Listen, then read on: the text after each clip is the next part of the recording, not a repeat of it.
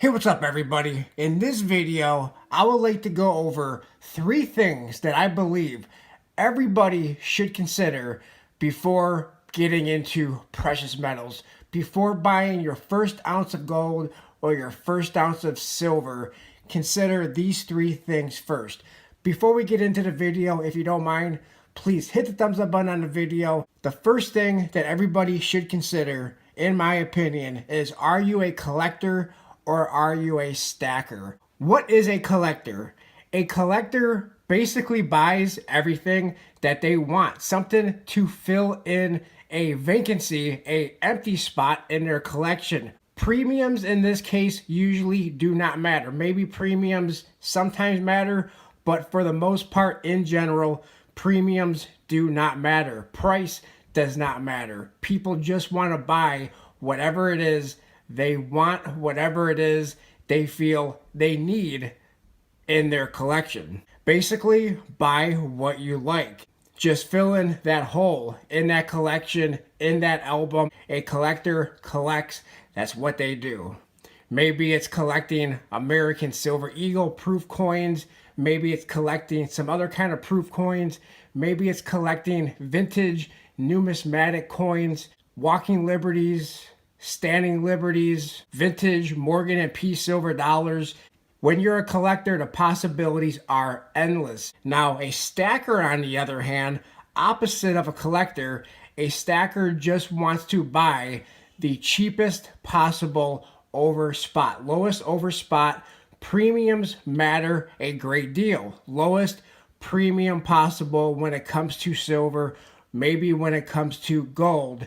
Trying to get the most amount of silver for the least amount of cash possible. What could be the least over spot when it comes to silver? Some stackers love to stack the generic rounds and bars. Those tend to have the lowest premium. However, some generic rounds and bars, otherwise known as privately minted rounds and bars, some are considered to be vintage, some are considered to be more collectible and have a lot higher premiums than other lower premium privately minted or generic rounds and bars.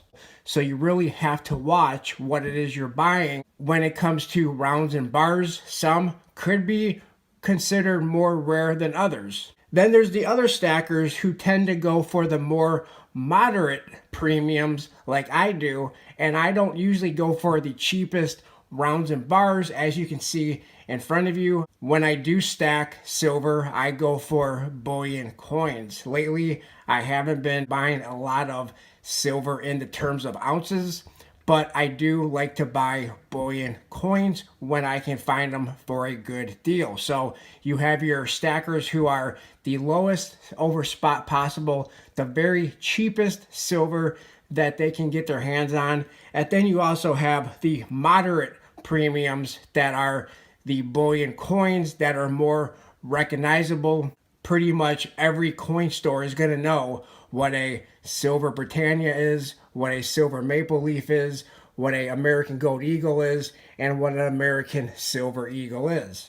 So are you a collector or are you a stacker? Those are 2 very big different categories. One's going to be more expensive than the others. The premiums are going to be very, very different. Not saying which one is more beneficial, but I do think it's one that everybody should consider before getting into precious metals. Are you a collector or are you a stacker? Or are you a little bit of both? I do consider myself to be a little bit of a stacker and a little bit of a collector. I do, as of late, I have been going for the more high premium silver. I do consider myself to be both a little bit of a collector and a little bit of a stacker. The next thing that I think everybody should consider before getting into precious metals, and that is, what is your exit strategy? Do you have an exit strategy? I believe everybody should know, in my opinion, what their exit strategy is. Your exit strategy does not mean that you're going to sell right now. It doesn't mean you have to sell tomorrow. Exit strategy, whenever we talk about exit strategy, those 2 words scare a lot of people because the first thing that a lot of people say is, I'm not selling. I'm not selling. But your exit strategy could be you're a very long hold. You're holding forever. That could be your exit strategy. Your exit strategy could be buy low, sell high. Low could be very different depending on who you talk to. What is high? High could be very different depending on who you talk to. Selling high to a lot of people could be once silver hits $50 an ounce. If silver ever hits $50 an ounce, maybe gold is $2,500 an ounce. Maybe gold is $3,000 an ounce. A lot of other people say they're saving their precious metals, gold and silver, for retirement. Some say that gold is a long-term hold and it's there for their retirement, while other people say they're willing to sell silver once it reaches a certain price. Some people who are stackers for SHTF, and a lot of people who stack silver, who stack the lowest premium possible. A lot of people who stack especially constitutional silver say that they're in it for the SHTF and they're stacking silver to barter with, and that is their exit strategy if they have to one day barter with their silver. When it comes to an exit strategy, not only the potential price point, not only the potential time frame in which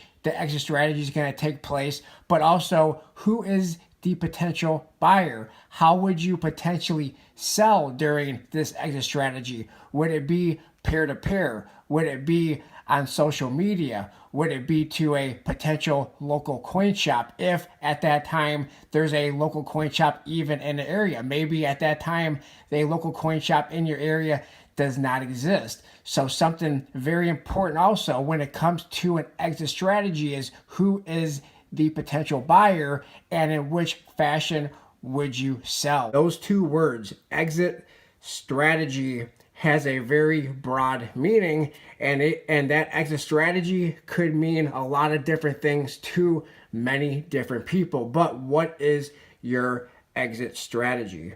Another exit strategy for gold and silver could be an unplanned exit strategy because of maybe job loss, maybe funds are tight and you have to sell for cash because you have to buy certain things. Unfortunately, goods and services, people will not exchange for gold and silver for its value. So we have to exchange the value of silver and gold into cash in order to be able to buy our goods and services. Also, if you do have to sell, lower expectations, in my opinion, as to what you're going to get for your silver. A lot of people believe that silver, once it's time to sell, that people are going to be filthy rich. When you go to sell silver, if you sell silver right around the time of purchase, then you may not even get your premiums back. Same with gold. Gold and silver both have premiums, and premiums in a lot of cases you may not even get those premiums back. So when it comes time to sell, try to get the best price possible, but just know that the premiums, you may not get the full premium back that you paid, especially for silver, because silver has much higher premiums in most cases than does gold. In my opinion, everything that we spoke about in this video, and everybody should know, are you a collector or are you a stacker? What kind of premiums are you willing to pay when it comes to silver and gold?